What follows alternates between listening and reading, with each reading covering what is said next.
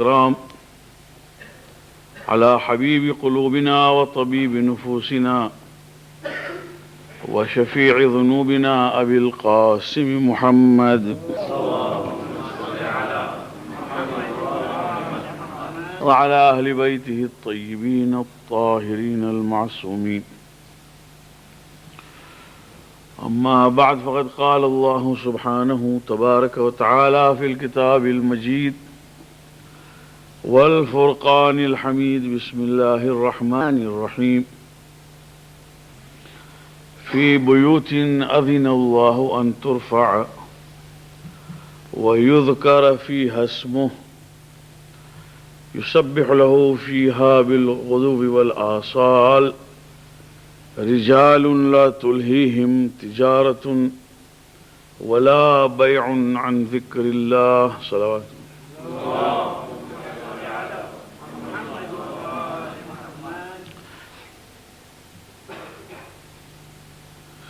یہ موقع جس کو ہم یوم غم کہتے ہیں، اس کی تاریخ اسلام میں ایک عجیب اس کا ایک مقام ہے جس سے لوگ واقف نہ ہونے کی بنا پر سمجھتے ہیں کہ یہ بھی کوئی ایک تاریخ ہے۔ اگر یہ معلوم ہوتا کہ 8 شوال میں سن 1344 1344 ہجری میں جو ظلم شیعیان آل محمد بالخصوص ہوا ہے، اس کا اگر علم ہوتا ایک، دوسری بات اگر اس کی طرف بیداری ہوتی،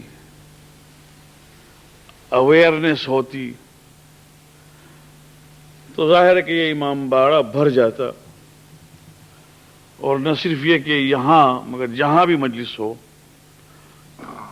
8 شوال ایک ایسا دن ہے جو مذہب شیعہ اثنا عشریہ کے لیے ایک غم کا دن ہے، اور اپنے جذبات کو، اپنے ایموشنز کو دکھانے کی ضرورت ہے۔ خداوند کریم قرآن مجید میں ارشاد فرماتا ہے، اور وہ گھروں کا ذکر ہے، بیوت ایک نہیں زیادہ، جس کے واسطے اللہ نے اجازت دی ہے کہ ان کو بلند کیا جائے۔ وَيُذْكَرَ فِيهَا اسْمُهُ، اور اس میں اس کا نام لیا جائے۔ وہ کیسے گھر ہیں جس میں دن اور رات خدا کے ایسے بندے اس کی تقدیس و تمجید و تحلیل کرتے ہیں جن کو دنیا کی تجارت اور لہو لعب نے ذکر الہی بھلایا نہیں۔ اس یہ سورہ نور کی آیت ہے 36 37۔ اس میں لفظ بیوت کے نیچے وہابیوں نے تفسیر میں لکھا کہ اس سے مراد صرف مسجد ہے، کہ مسجد کو بلند کیا جائے اور اس میں اللہ کا تذکرہ ہو۔ حالانکہ لفظ بیت قرآن مجید میں دونوں طریقے سے استعمال ہوا ہے، مسجد کے لیے بھی ہوا ہے، خانہ کعبہ کے لیے بھی ہوا ہے، اور عام گھروں کے لیے بھی ہوا ہے۔ سقف ہو تو اس گھر کے لیے بھی ہوا ہے، بغیر سقف کے ہو اس گھر کے لیے بھی ہوا ہے۔ چنانچہ لفظ بیت جو ہے وہ بے سے نکلا ہے۔ آپ نے بے کو دیکھا ہے کیسے لکھا جاتا ہے، تو بے جو ہے اس کا ایک بیز ہے اور دو طرف اس کے جو گویا دیوار ہے، وہ بیت کی شکل ہے۔ اور بغیر سقف کے مکان کو اگر آپ سوچتے ہیں تو میں بتا دوں کہ شریعت میں مسجد کے لیے مستحب ہے کہ اس کے سقف نہ ہو، چنانچہ اس کی ایک مثال جو دنیا بھر میں موجود ہے وہ مسجد الحرام، مکہ معظمہ کی جو مسجد ہے، جو پورے مسلمانوں کی مسجد ہے، اس میں شیعہ سنی کا کوئی فرق نہیں، اس میں کوئی سقف نہیں ہے، اس لیے کہ مسجد کے لیے مستحب یہ ہے، واجب نہیں کہ مسجد کے سقف نہ ہو، اس کو بھی بیت کہتے ہیں۔ اور اللہ قرآن میں فرماتا ہے کہ اگر میں امتحان کرنا مقصود نہ ہوتا تو تم دیکھتے کہ ہم کتنوں کے گھروں کے اوپر جو سقف والے ہیں، ہم ان سقف کو سونے اور چاندی کے بنا دیتے۔ وہاں بھی لفظ بیت آیا ہے۔ بلکہ عربی زبان میں کمرے، رومز جس میں آپ رہتے ہیں، اس کو بھی بیت کہتے ہیں۔ غرض بیت کہتے ہیں اس جگہ پر جہاں پر فیملی رات گزارتی ہو۔ یہ ساری باتیں ان وہابیوں کو جواب دینے کے لیے اپنی جگہ پر ہیں، مگر جو خاص بات ہے وہ یہ ہے کہ اہل سنت والجماعت کے مفسر حافظ سیوطی نے اپنی تفسیر الدر المنثور میں اس آیت کے نیچے ایک عجیب بات لکھی ہے۔ وہ لکھتے ہیں کہ جب رسول اللہ نے یہ آیت تلاوت کی، فی بیوت اذن اللہ ان ترفع ویذکر فیہا اسمہ، تو ایک صحابی کھڑا ہوا اور اس نے پوچھا کہ یا رسول اللہ یہ کون سے گھر ہیں، یہ کون سے گھر مراد ہیں؟ تو آپ نے فرمایا بیوت الانبیاء، نبیوں کے گھر۔ تو وہ تو مسجد نہیں ہے، وہ جہاں رہتے تھے۔ مگر خوبی کی بات یہ ہے کہ حضرت ابو بکر کھڑے ہوئے، یہ تفسیر در منصور میں ہے کہ حضرت ابو بکر کھڑے ہوئے اور اشارہ کیا اس کمرے کی طرف جو کمرہ علی و فاطمہ کا ہے، وقال اہذا البیت منہا، کیا یہ گھر بھی ان گھروں میں ہے؟ فرمایا نعم بل من افاضلہا، پیغمبر نے فرمایا ہاں یہ گھر ہے انہی میں سے، بلکہ افضل مکانوں میں ہے، بہترین مکانوں میں۔ یہ اس اہل سنت کی لکھی۔ تو جناب یہ مجھے نہیں معلوم کہ ابو بکر کو کسی اور گھر کی طرف اشارہ کرنے کی کیوں نہیں سوچی، اس لیے کہ نبی کے گھر کی طرف اشارہ کرتا تو پیغمبر جواب پہلے سے دے چکے تھے کہ بھائی انبیاء کے سارے گھر مراد ہے۔ اب جو دل میں کھٹک تھی وہ یہی واقعی تھی کہ ساتھ ہی میں علی و فاطمہ کا گھر ہے، تو پوچھ لے کہ یہ بھی ہے؟ آپ نے فرمایا افضل مکانوں میں سے۔ بھائی جن کے مکان انبیاء سے افضل ہوں ان کی ذوات کیوں نہ افضل ہوں؟ جو لوگ پوچھتے ہیں کہ کیا علی و فاطمہ اور اولاد علی ائمہ تمہارے جو ہے وہ انبیاء سے بہتر ہیں، ان کا ایک جواب یہ ہے کہ جس میں وہ رہتے ہیں وہ بہتر ہیں، تو باقی ان کی حیثیت کیا ہوگی؟ اور یہ ہماری کتاب نہیں، اب بھی موجود ہے، الدر المنثور، سورہ النور کی تفسیر آپ اٹھا کے دیکھ سکتے ہیں۔ بات کیا ہے؟ بات صرف اتنی سی ہے کہ یہ کہا گیا محمد ابن عبد الوہاب، اس کا نام ہے محمد ابن عبد الوہاب، جس نے مذہب وہابی کی بنیاد رکھی، اور اس نے اپنے نام سے اپنے مذہب کا نام نہیں رکھا، کیونکہ اگر محمدیہ کہتا وہ تو پیغمبر بھی تو محمد ہیں۔ اس نے اپنے باپ کے نام سے عبد الوہاب میں سے صرف وہابی کر لیا اس کو، اور یہ دنیا میں دعویٰ کیا کہ ہم توحید خالص چاہتے ہیں، یعنی چوکھا، بالکل کلین، پیور توحید۔ اس کا مطلب کیا؟ اس کا مطلب یہ کہ رسول اللہ سے نہ آپ ان کو مرنے کے بعد سلام نہیں کر سکتے، اس لیے کہ وہ مر گئے۔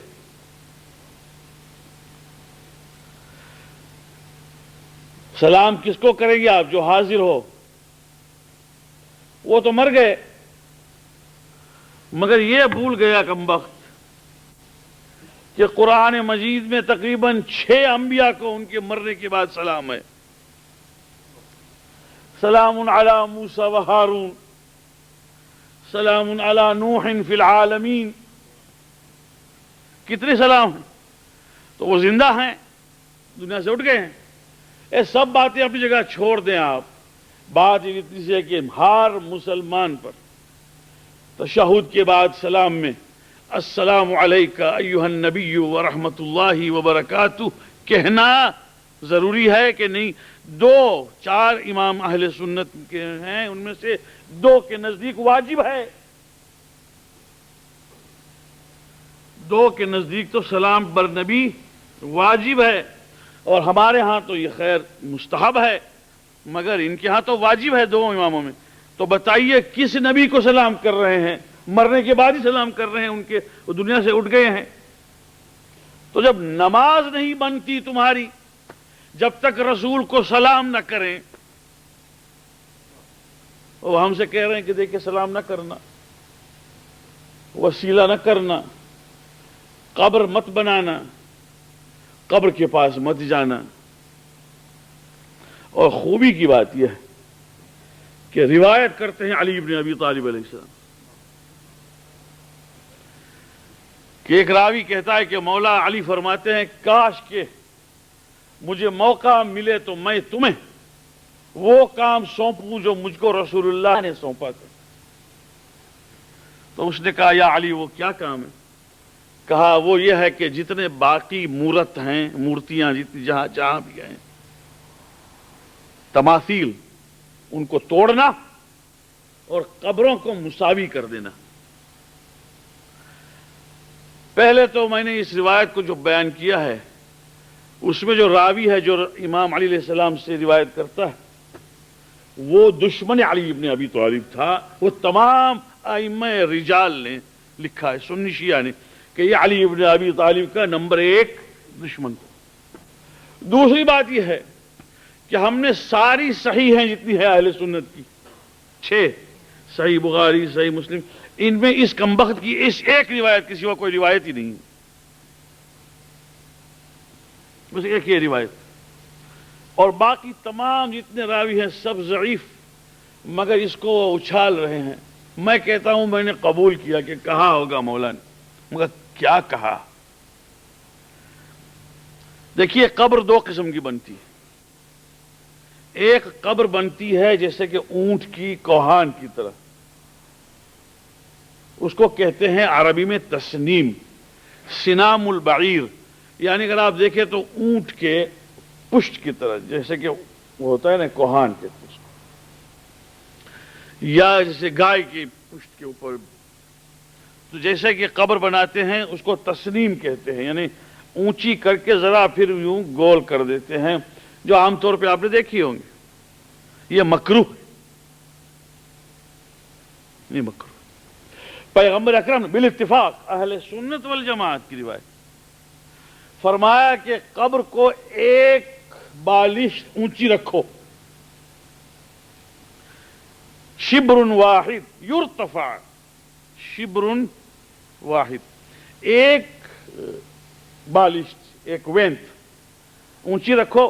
اس کے بعد اس کو مسطح کر دو، یعنی اس کو بالکل فلیٹ کر دو، 1 بالش. اس لیے ہمارے ہاں فقہ جعفری میں آپ دیکھیں گے کہ 4 کھلی ہوئی انگلیاں یا 1 بالش اونچی رکھنا چاہیے قبر کو، اور اس کے بعد اس کو مسطح کر دو، فلیٹ کر دو، تسنیم نہ کر دو. اب یہ بات اور ہے کہ علماء اہل سنت نے اس کو لکھا. اس کے بعد نیچے لکھا کہ چونکہ شیعہ اونچا نہیں لاتے لہذا ہم لائیں گے، تاکہ ہماری قبر جو ہے وہ معلوم ہو جائے کہ یہ سنی کی قبر ہے. اب یہ پیغمبر کی سنت نہ ہوئی، یہ تو شیعوں کی مخالفت میں ہوئی. تو ایسی تو بہت سی روایتیں ہیں ان کے ہاں کہ بھائی پیغمبر نے فرمایا کہ رائٹ ہینڈ کے فنگر میں انگوٹھی پہنو، چونکہ شیعہ پہنتے ہیں لہذا ہم لیفٹ پہ پہنے، لکھا ہے. تو یہ تو خیر ہم اس کا علاج نہیں کر سکتے. تو مولا نے جو فرمایا وہ یہ فرمایا کہ اگر میرا مقدور ہو اور اگر میں کر سکوں تو یہ کام تجھے سونپوں کہ جو اونچی قبریں ہیں ان کو توڑ کے مسطح کر دو. یہ نہیں فرمایا کہ ان کو بالکل گرا دو. اگر یہ روایت اپنی جگہ پہ صحیح ہوتی، مگر اللہ نے اپنی حجت تمام کی ہے اور ہر جگہ یہ قبور نشانیاں بن کے رہ گئی. اب سوال یہ ہے کہ ان کو کھلتا کیا تھا؟ وہ یہ کہتے ہیں کہ خدا کے سوا کسی سے مانگنا نہیں چاہیے. کہتا ہوں بالکل ٹھیک ہے.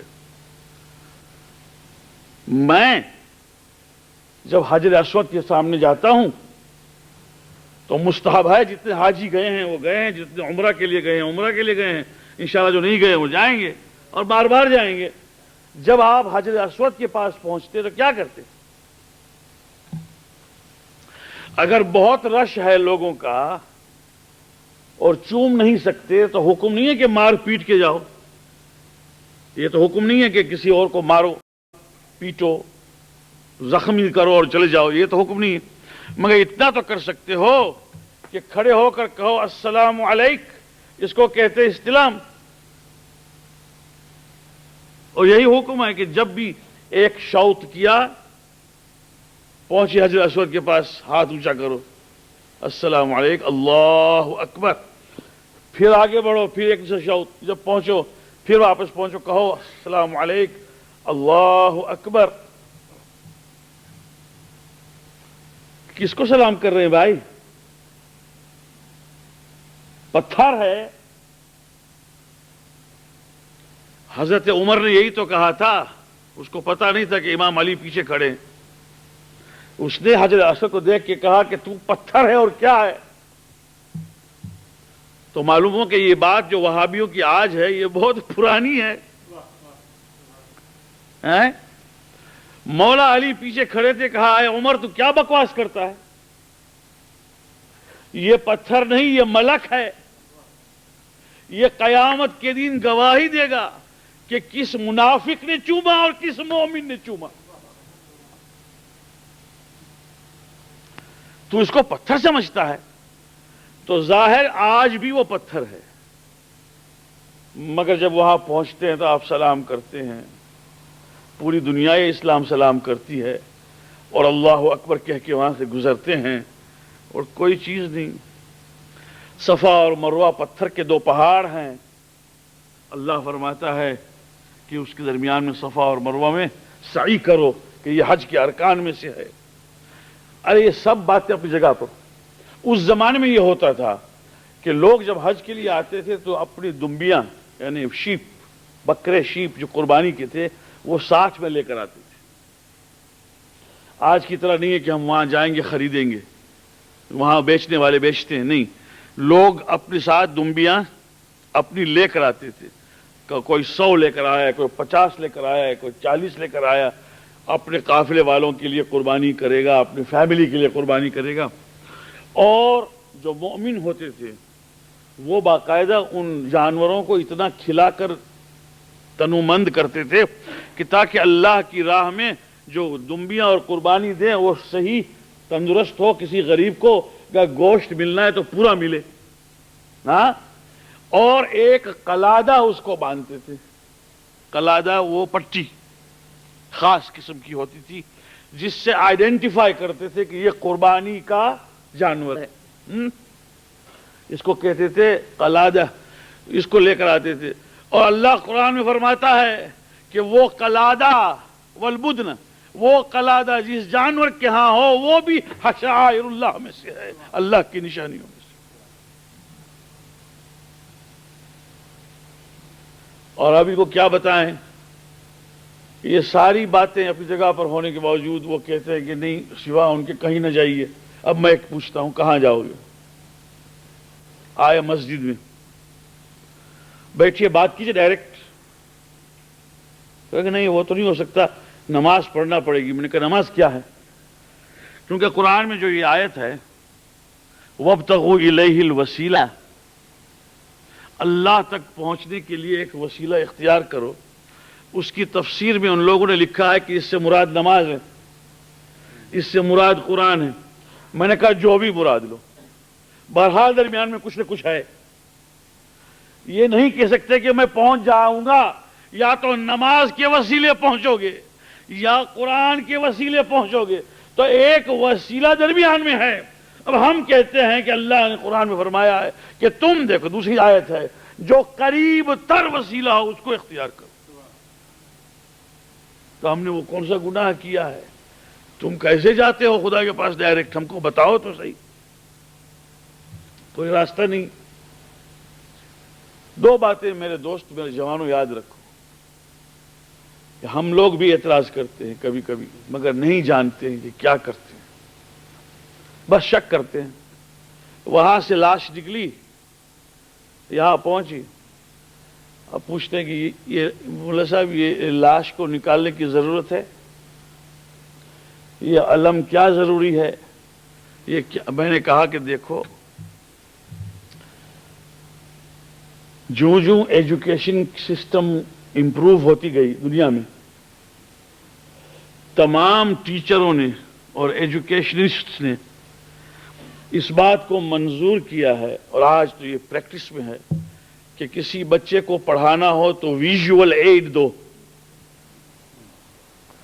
میں تمہیں مکہ بتانا ہے تو مکہ، یوں میں اپنے بچے کو نہیں کہہ سکتا ہوں کہ میں مکہ جو ہے وہ سعودی عربیہ جو آج کل ہے، اس زمانے میں نجد تھا، حجاز میں مکہ ایک سٹی ہے، بس ختم ہو گئی بات۔ ایجوکیشنلسٹ کہتے ہیں کہ نہیں، ایک میپ رکھو دنیا کا، اس میں عربیہ دکھائیے کہ یہ ہے عرب پیننسولا۔ سعودی عرب تو اب ہوا، پہلے سعودی نہیں تھا، اور اس میں دکھاؤ کہ مکہ معظمہ کہاں ہے جی، اور اگر ممکن ہو تو مکے کے 2-4 فوٹو دکھاؤ، اور خانہ کعبہ بتا کے ماڈل سامنے رکھو۔ ارے جب یہاں حج کے ایام انشاءاللہ آئیں گے تو آپ لوگ جتنے حاجی جائیں گے اس سال، یہاں پر حج و خانہ کعبہ کا ایک ماڈل رکھا ہوگا، آپ کو دکھائیں گے کیسے طواف کرتے ہیں۔ تو یہ ہوتا ہے ویژول ایڈ، اس کو کہتے ہیں نظر کے ذریعے سے ایجوکیٹ کرنا۔ میں نے یہاں واقعہ بیان کیا کہ مولا امام حسین علیہ السلام کے لاشے کو اٹھانے والا کوئی نہیں تھا، آپ نے آنسو بہائے، وہاں سے لاش نکلی، اور اس لاش نے سمجھایا کہ اگر یہ موقع ہوتا کربلا میں تو یوں حسین کا لاشا ہم نکالتے۔ ختم ہو گئی بات۔ ایک ویژول ایڈ ہے، اس میں کیا بات ہے؟ کس نے اس کی پرستش کی ہے؟ کوئی آتا ہے کہتا ہے ہندو پوجا کرتے ہیں، ہم ہندو نہیں ہیں، ہم تعظیم کرتے ہیں، شاعر اللہ ہے، وہاں سے وہ حسین تک پہنچاتا ہے، اور حسین سے وہ اللہ تک پہنچاتا ہے۔ یہ مطلب ہے، آپ سمجھ رہے ہیں، جو چیز کی ہے وہ اس واسطے کی ہے، ورنہ کوئی ضرورت نہیں تھی۔ ورنہ ہم ان چیزوں کے خلاف ہم بھی ہیں جو ہاں صرف ڈرامہ ہوتا ہے، ہمیں ڈرامہ نہیں کرتے ہیں، ہم صرف ایک شاعر اللہ کی چیز پیش کرتے ہیں، یوں، وہ بھی مختصر۔ دیکھ لیجئے کہ یوں ہوتا، وہ علی اصغر کے جھولے کے اوپر تیر کا نشان، انسان کو ایک مرتبہ خیال آ جائے کہ یوں ہوا تھا۔ کبھی کبھی بلاغت اسی کو کہتے ہیں کہ مختصر سی چیز میں پورے مطلب کو ادا کرنا۔ ایک جھولا دکھائی دے، اس میں ایک تیر پیوست ہو، بس وہ پورا قصہ علی اصغر کی شہادت کا آپ کے ذہن میں خود بخود آ جاتا ہے، کہنے کی ضرورت۔ آپ سمجھتے ہیں؟ تو پرستش کہاں ہوتی ہے؟ دو باتیں یاد رکھیے، اگر دو باتیں میرے اور آپ کے ذہن میں کسی کے لیے آ جائے تو پھر وہ مشرک ہے۔ ایک عبادت جس میں رکوع بھی ہے اور سجدہ بھی ہے، کسی کے سامنے رکوع تک جھکنا جائز نہیں ہے، کوئی بھی، مجتہد عالم ہو، امام ہو، نبی ہو، رکوع تک جھکنا حرام ہے، اور سجدہ ان کے سامنے کرنا جائز نہیں ہے، اس لیے کہ یہ عبادت ہے، عبادت صرف اللہ ہی کے لیے۔ یہاں تک کہ کربلا کے حرم میں، نجف اشرف کے حرم میں، ہر جگہ آیت اللہ سیستانی کے رسالے میں بھی لکھا ہوا ہے کہ وہاں پر سجدہ اس لیے کرنا کہ ہم تعظیم ذریح کرتے ہیں یا تعظیم امام حسین کرتے ہیں، حرام ہے۔ ہاں کوئی وہاں پر سجدہ کرے کہ شکر ہے خدا کا کہ تو نے مجھے یہاں پہنچایا، وہ بات اور ہے، جائز نہیں۔ تو اگر عبادت ہے کہ میں تیرا بندہ ہوں یا علم کا بندہ ہوں، ذوالجلالہ کا بندہ ہوں، لاشے کا بندہ ہوں، تابوت، تو یہ پھر حرام ہو گیا، ممبر کا بندہ۔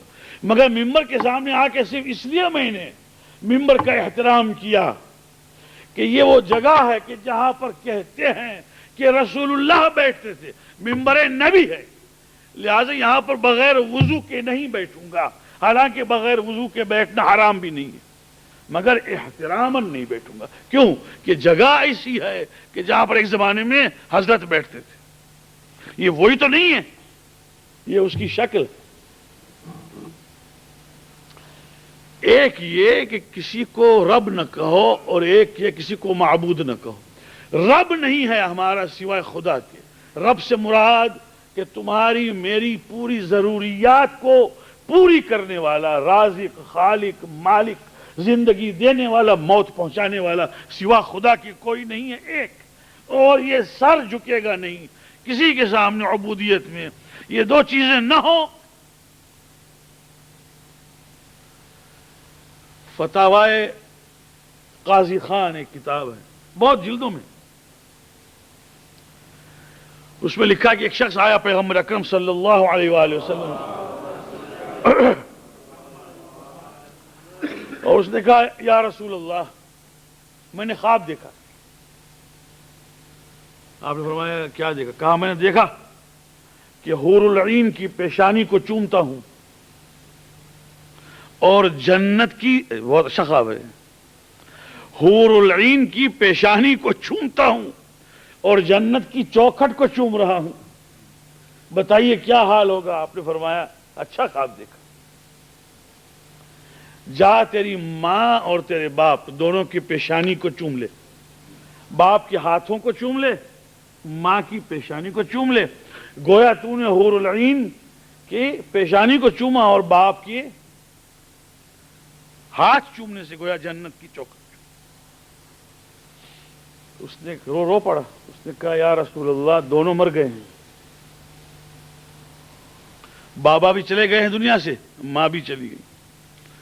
آپ نے فرمایا کوئی بات نہیں، جا قبرستان میں ان کی قبروں کو چوم لے۔ یہ سنی کتاب ہے، شیعہ نہیں ہے، ملا قاضی خان، فتاوی ملا قاضی۔ وہ پھر رو پڑا، اس نے کہا یا رسول اللہ وہ زمانہ قبر کا نشان نہیں ہے، قبر کے نشانات بھی نہیں ہیں، ارے وہ زمانے سے گزر گئے۔ کہا کوئی بات نہیں، جا قبرستان اپنی انگلی سے دو نشان کر، نیت کر کے یہ ماں کی قبر ہے، نیت کر کے یہ بابا کی قبر ہے، اور پھر ان نشانیوں کو چوم لے۔ بتائیے اب یہ رسول اللہ وہابی ہیں کیا ہے؟ جب رسول نے نشانیوں کو چومنا کہا، وہ بھی ماں باپ کے، احترام مراد ہے، عبادت مراد نہیں۔ جہاں پر حرمت ہو وہاں شرک نہیں ہے۔ سمجھ بات آ رہی ہے آپ؟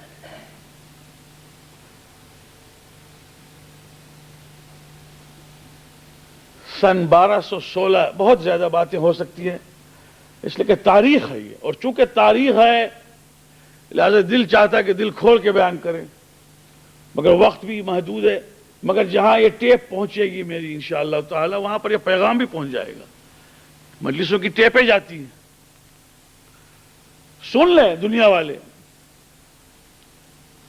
سن 1206 میں 1206 ہجری میں یہ ملعون مرا محمد بن عبد الوہاب،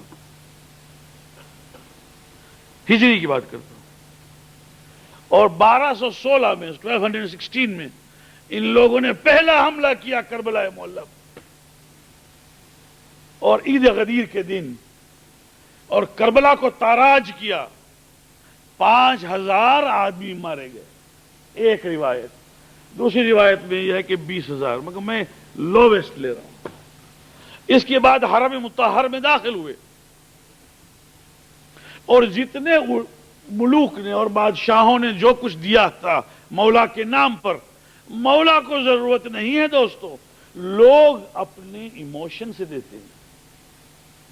سونے چاندی کی تلواریں اور بہت سے زر و جواہر وہ سب لوٹ کے چلے گا۔ 2 مرتبہ یہ آئی ہے قوم کربلا کو صاف کرنے کے لیے، نجف اشرف میں داخل نہیں ہو سکے، اس لیے کہ نجف والوں نے مقاومت کی اور مقابلہ کیا، اور بعد میں نجف والوں نے دیوار باندھ لی پورے نجف کے ساتھ، اس کو سور النجف کہتے ہیں، لہذا پھر نجف نہیں آ سکے، مگر کربلا کو انہوں نے لوٹا ہے۔ وہ زمانہ تھا جب اوٹومن ایمپائر موجود تھا۔ بادشاہ کو جب معلوم ہوا کہ یہ اس طرح سے ویگابونڈز نکلے ہیں لوٹنے والے، تو اس نے مصر سے محمد پاشا کو بھیجا، اور محمد پاشا نے اس قوم کو بالکل نیست و نابود کر کے ہٹا دیا، مگر وہ چلے گئے اپنے اپنے گاؤں میں، اور اس کے بعد یہ خاموش رہے۔ 1924 میں برٹش گورنمنٹ نے ان کو پھر زندہ کیا، محمد ابن سعود کو بادشاہ بنایا، اور حسین شریف حسین مکہ کو نکال دیا، جی ہیلپ کیا اس کو۔ سمجھوتا یہ تھا کہ ہم یہاں تیل نکالیں گے، یہ کریں گے، وہ کریں گے۔ یہ مکہ معظمہ میں داخل ہوئے 1924 1344 ہجرہ، مکہ میں داخل ہوئے، داخل ہوتے ہی جنت المعلی میں گئے، قبرستان ہے وہ، آپ لوگ گئے ہیں، ابو طالب کی قبر، عبد المطلب کی قبر، جناب خدیجہ کی قبر، اور بہت سو کی قبریں انہوں نے توڑ ڈالی اور قبے سب توڑ دیے، حرام۔ اور دوسرے سال مدینہ منورہ میں داخل ہوئے اور سیدھے گئے بقیع، اور وہاں پر انہوں نے سارے قبے گرا دیے، یہاں تک کہ ائمہ اثنا عشر کے بھی جو ائمہ 4 ہیں وہاں پر، ہمارے 4 امام ہیں، امام حسن، امام زین العابدین، امام محمد باقر، امام جعفر الصادق صلوات اللہ وسلام علیہ، جی چاروں کے قبے گرا دیے۔ وہاں پر وہ گھر موجود تھا جو جناب امیر علیہ السلام نے بنایا، کس کے واسطے؟ بی بی فاطمہ کے بیٹھنے کے لیے، کیونکہ مدینہ والوں نے کہا تھا کہ یا علی فاطمہ جب روتی ہیں تو ہم راتوں کو سو نہیں سکتے، تو لہٰذا انہوں نے ایک مکان بنایا تھا جس کا نام تھا بیت الاحزان، اس کو بھی توڑ دیا۔ پیغمبر کی پھوپھیاں چچیاں ان کی قبروں کو توڑ دیا، اس طرف ام البنین اور ان کی قبریں توڑ دی، اس طرف صحابہ کی قبریں سب توڑ دی، اور باقی قبروں کے نشان تو رکھے ہیں مگر ائمہ کی قبر کا کوئی نشان نہیں، سوائے ایک یوں 4 باؤنڈری ہے اور 2 پتھر 3 پتھر ہیں، یہ نہیں معلوم ہو سکتا کہ یہاں پر 4 قبریں تھیں۔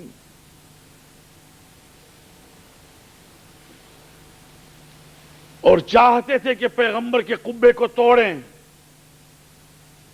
اس لیے کہ ان کا قول ہے مات محمد، محمد مر گئے، اب کچھ باقی نہیں رہا، بس کہو لا الہ الا اللہ۔ واللہ اگر ان کا چلتا کام تو اذان میں سے محمد رسول اللہ نکال دیتے، شہادتین میں سے نکال دیتے، مگر وہاں چلتی نہیں ہے، وہاں پیغمبر کا نام لینا پڑتا ہے، وہاں پیغمبر کی شہادت دینی پڑتی ہے، یہ ان کا حال ہے۔ انہوں نے یہ سب توڑ دیا، اور نصیب یہ کہ توڑ دیا، بلکہ جنہوں نے مقابلہ کیا اور جنہوں نے ان کی سامنے شکایتیں کی، خط لکھے، ان سب کو قتل کیا۔ اتنا خون بہا ہے مدینہ منورہ میں، اتنا خون بہا ہے مسلمانوں کا مکہ معظمہ میں کہ درختوں کے نیچے ندیاں چلتی تھی خون کی۔ مسلمانوں کو مارا ہے انہوں نے کافر کہہ کر، یہ ہے تاریخ ان کی، جس کو آج سعودی عرب کہتے ہیں۔ یہاں پر انگلینڈ میں آپ جائیے کہیں کہیں پر سٹی سینٹر میں، تو آپ کو پرانے مکانوں کے اوپر تختی لکھی ہوئی دکھائی دے گی کہ یہاں پر فلاں شاعر پیدا ہوا تھا، یہاں پر فلاں پولیٹیشین پیدا ہوا تھا، یہاں پر فلاں وزیر اعظم پیدا ہوا تھا، آج بھی موجود ہے، جا کے دیکھیے گا باقاعدہ۔ کیوں؟ ارے یہ بلڈنگ جس میں ہم اور آپ بیٹھے ہیں، اس میں اتنی تکلیف کیوں ہوئی بنانے کے لیے؟ اس لیے کہ یہ ہسٹوریکل پلیس ہے، آثار قدیمہ میں ہے، لسٹڈ بلڈنگ ہے۔ جو چیز لسٹڈ ہوتی ہے اس کو وہ رکھتے ہیں، پریزرو کرتے ہیں، تاکہ وہ نکل رہے ہاتھ سے آثار قدیمہ، history of the hero district یا برو۔ یہ دنیا کا قانون ہے۔ آج آپ جائیے، وہ ایکسپینشن اور ایکسٹینشن اور جو بھی آپ کہیے ماڈرنائزیشن کے بہانے سے وہ پیغمبر اکرم کی ذریعہ مبارک سے لے کر بقیع کے درمیان میں وہ محلے بنی ہاشم جو تھا وہ آج ہے نہیں۔ وہ راستہ جس کو علی ابن ابی طالب کا راستہ کہتے تھے وہ ہے نہیں۔ وہ مسجد جس کو مسجد فاطمہ زہرا کہتے تھے وہ ہے نہیں ہے جی۔ تو یہ تو آثار کو مٹانے کے لیے نکلے ہیں، تاکہ کچھ سالوں کے بعد کچھ مجھ جیسے بولنے والے بھی نہیں رہیں گے، کچھ جاننے والے بھی نہیں رہیں گے، کچھ پرانے لوگ مر جائیں گے، کسی کو یہ معلوم نہ ہوگا کہ کیا تھا اور کیا ہو گیا۔ 63 کی بات ہے جب میں حج کو گیا، تو اگرچہ وہ جگہ نہیں تھی مگر پرانا مکان ایک تھا جس پہ لکھا ہوا تھا کہ یہ وہ جگہ ہے جہاں پر ابو ایوب انصاری نے پیغمبر اکرم کی ضیافت کی۔ جب پیغمبر آئے ہیں اور ان کا اونٹ آیا ہے تو پیغمبر نے فرمایا خلو سبیلہا فإنہا مأمورہ، چھوڑ دو میرے اونٹ کو، اونٹ جانتا ہے کہ میں کہاں رہوں۔ یہ آپ کو تاریخ میں ملے گا، کیونکہ لوگ کہتے تھے یا رسول اللہ میرے گھر آئیے، میرے گھر آئیے، ہر ایک اپنے اپنے مہمان نوازی کے لیے، میزبانی کے لیے آفر کر رہا تھا۔ پیغمبر فرماتے تھے خلو سبیلہا، اس اونٹنی کے راستے کو چھوڑ دو، فإنہا مأمورہ، اس کو حکم ہو گیا ہے کہاں ٹھہرے جی۔ تو ابو ایوب انصاری کے گھر کے پاس آ کے وہ اونٹنی ٹھہری اور 4 قدم آگے بڑھی۔ تاریخ کتنی دقیق اور کتنی ڈیٹیل کے ساتھ ہے۔ 2-4 قدم اونٹنی آگے بڑھی، آگے بڑھ کے پیچھے ہٹی، پیچھے ہٹ کے نتھنیوں کو پھلایا گویا کچھ کوئی چیز سونگ رہی ہو، اس کے بعد بیٹھ گئی۔ بھئی اونٹنی کا بیٹھنا بڑا کام ہے، بس بیٹھنا تھا کہ پیغمبر نے فرمایا یہ گھر کس کا ہے؟ کہا یہ ابو ایوب انصاری کا، میں اس کا مہمان۔ گھر کے 2 طبقے تھے، نیچے ماں رہتی تھی، اوپر ابو ایوب اپنی فیملی کے ساتھ رہتا تھا۔ ماں نے بیٹے کو بلایا، کہا ابو ایوب مبارک ہو کہ محمد تیرے مہمان جی۔ اور وہ پیغمبر اترے، وہ جگہ موجود تھی، میں نے ان آنکھوں سے دیکھا۔ مکان نہیں ہو سکتا، سال کی بات ہے، مگر اوپر لکھا ہوا تھا حرم مطہر کے ساتھ ہی آج وہاں پر ایک ہوٹل ہے کہ جہاں پر انسان کو وہم و گمان نہیں ہو سکتا کہ یہ وہ جگہ ہے۔ مٹاتے گئے، آثار مٹاتے گئے، اور جیسے کہ کچھ تھا، پیغمبر کی ولادت کی جگہ نہیں ہے، سقیفہ بنی ساعدہ نہیں ہے، کوئی چیز۔ اس کو کہتے ہیں ماڈرنائزیشن، اس کو کہتے ہیں ایکسپانشن، کہ آج جانے والا ایک ٹورسٹ کے طور پہ جاتا ہے، پھر کے آتا ہے اور بس تعریف کرتا ہے کہ مسجد کے اتنے قبے ہیں اور ایسی لائٹنگز ہیں اور یہ ٹائلز ہیں اور وہ ہے۔ ارے بھائی اس کے واسطے نہیں گئے تھے کچھ اپنی روحانیت کو بدلنے کے لیے۔ مگر یہ ساری باتیں جو ہوئی ہیں اس کا ایک روٹ ہے۔ 8th سینچری میں ایک عالم گزرا، اس کا نام ہے ابن تیمیہ، اس نے یہ شروع کیا، مگر میں کہتا ہوں ابن تیمیہ سے بھی پہلے کی بات۔ بادشاہ نے، بس مصائب کا بیان پڑھتا ہوں میں، اور وہ اس لیے پڑھتا ہوں تاکہ ایک غم ہو جائے اس نسبت سے کہ آج شیعہ قوم جہاں بیدار ہے، مثلا کراچی میں حبیب ٹرسٹ والوں نے ابھی تک قبے بنا کے رکھے ہیں، وہ ایک اویکننگ کی نشانی ہے کہ ہم بیدار ہیں۔ انشاءاللہ موقع ملے گا تو ہم یہ لے جائیں گے وہاں پر بٹھا۔ ایران میں بھی کوشش ہو رہی ہے مسلسل کہ موقع ملے تو پھر سے قبر بنے۔ کب بنے گی؟ ہماری زندگی میں بنے گی قبریں، یا ہمارے مرنے کے بعد بنیں گی وہ خدا ہی جانتا ہے، مگر وہ جب تک وہاں پر قبور نہیں ہے ہمارا غم زندہ ہے۔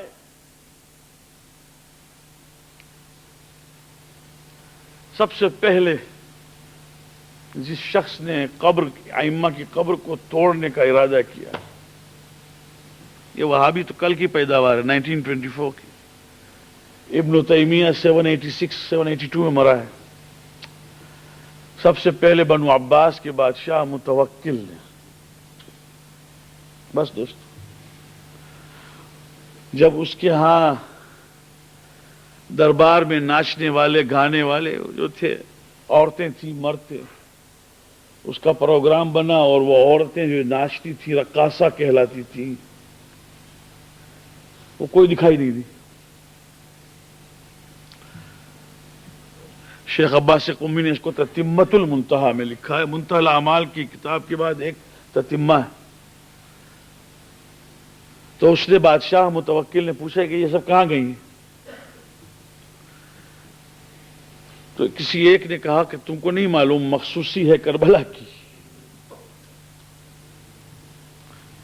اور یہ لوگ کربلا گئے ہیں، بھائی کیسے بھی گنہگار ہیں مگر یہ کربلا گئی ہیں سب کے سب، حسین ابن علی کی زیارت کے لیے۔ تو کہا ایسا حسین کا ابھی بھی راج چلتا کہ میں بادشاہ وقت، میرے یہاں یہ پروگرام ہے، اسے چھوڑ چھاڑ کے یہ بدذات عورتیں یہ بھی گئی ہیں کربلا، کیا ہے؟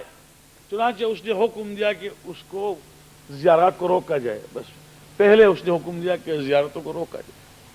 کیسے روکا جائے؟ کوئی قبر مطہر تک نہ پہنچ سکے سوائے کہ پہلے تاوان، پہلے کوئی نہ کوئی پیسہ دے۔ لوگوں کو یہ کوئی ایسی بات تھی نہیں دوستو، پیسہ دیتے تھے اور جاتے تھے۔ وہ کلیکشن ہو رہا تھا، اس نے دیکھا کہ وہ فرق نہیں پڑتا، تو اس نے کہا کہ ایسا ہے تو پھر ایسا کرنا چاہیے کہ ان میں سے ایک جو جائے اس کے ہاتھ کاٹے جائیں۔ تو خدا کی قسم زوار تیار ہوتے تھے، کہتے تھے کہ چلو قافلے میں چلو، میرا ہاتھ کٹ جائے کوئی بات نہیں، تم باقی زیارت کے لیے جاؤ۔ ایک ہاتھ کٹواتا تھا اور دوسرے جاتے تھے۔ اس کے بعد اس نے حکم دیکھا کہ یہ چلتا ہے نہیں، تو ایک مرتبہ اس نے حکم دیا کہ جو بھی جائے گا اب اس کے ہاتھ اور پیر دونوں کاٹے جائیں گے۔ بس دوستو، میں نے یہاں پر ختم کیا ہے۔ علماء بیان کرتے ہیں کہ ایسے میں ایک بڑھیا عورت اپنی زندگی بھر کی کمائی لے کر نکلی، اس کو معلوم نہیں تھا کہ یہ نیا لو آیا ہے۔ جب جسر بغداد پر پہنچی، بغداد کا پل تھا، اس پر پہنچی تو حاکم کی طرف سے لوگوں نے ان کو روک لیا، کہا کہاں جاتی ہو؟ اس نے صاف کہہ دیا کہ میں تو جا رہی ہوں کربلا کی طرف، حسین ابن علی علیہ السلام کی زیارت کے لیے۔ بس یہ کہنا تھا کہ کہا تمہیں معلوم ہے کہ حکم کیا ہے؟ حکم یہ ہے کہ ہاتھ اور پیر کاٹے جائیں گے۔ چنانچہ ان کے ہاتھ اور پیر جب کاٹے گئے، ایک تو بڑھیا عورت تھی، اور جب وہ ہاتھ پیر کٹے تو باقی کیا رہا؟ تو وہ فرات میں گرنے لگی۔ جب گرنے لگی تو وہیں سے اس نے کہا السلام علیک یا ابا عبداللہ، آپ پر میرا آخری سلام ہو۔ میں آ نہ سکی مگر میری نیت آپ جانتے ہیں، اتنا کہنا تھا کہ ایک سبز پوش، ایک سوار سبز پہنے ہوئے سامنے دکھائی دیا۔ اس بڑھیا کو اٹھا کے اپنی سواری پر لینے کے لیے کہا اے بڑھیا اٹھ اور میری سواری میں بیٹھ۔ اور وہ کہنے لگی میں کیسے اٹھوں، میرے پیر کٹے جا چکے ہیں۔ کہا نہیں تو اٹھ، میں کہتا ہوں۔ چنانچہ وہ اٹھی اور بیٹھی، اور رہسوار کربلا معلیٰ کے دروازے تک پہنچا کر حسین کی بارگاہ میں لے کر کہا بڑھیا تو پہنچ گئی، میرا کام تھا میں نے پورا کیا، اب جا، تیرا بھی سلام مولا کو پہنچا، میرا بھی سلام پہنچا دینا۔ ایک مرتبہ بڑھیا نے پلٹ کے کہا تیرا احسان کیسے بھولوں، ذرا ہاتھ بڑھا دے تو میں بوسہ لے لوں۔ آنے والے نے کہا بڑھیا ہاتھ کی نہ پوچھ، یہ وہ ہاتھ ہیں جو کربلا میں کام آ چکے۔ اللہ لعنت اللہ علی القوم الظالمین۔ وَسَيَعْلَمُ الَّذِينَ ظَلَمُوا أَيَّ مُنقَلَبٍ يَنقَلِبُونَ إِنَّا لِلَّهِ وَإِنَّا إِلَيْهِ راجعون۔ پروردگار ہمارے اس قلیل اعضاء کو قبول فرما، ہمیں اعمال خیر کی توفیق عطا، ہمارے گناہوں کو پروردگار بخش دے، ہمارے مرحومین جہاں جہاں دفن ہیں ان کی مغفرت فرما، پروردگار بیماروں کو شفاء عاجل صحت کامل عطا۔ پروردگار یہ غم کا دن ہے، وہ دن ہماری زندگی میں عطا فرما جس دن پھر سے یہ قبریں جو ہیں اور یہ ذریعہ مقدسہ پھر سے اس کی تعمیر ہو جائے۔ پروردگار بحق محمد و آل محمد دشمنان آل محمد کو نیست و نابود فرما۔ رحم اللہ من قرأ الفاتحہ۔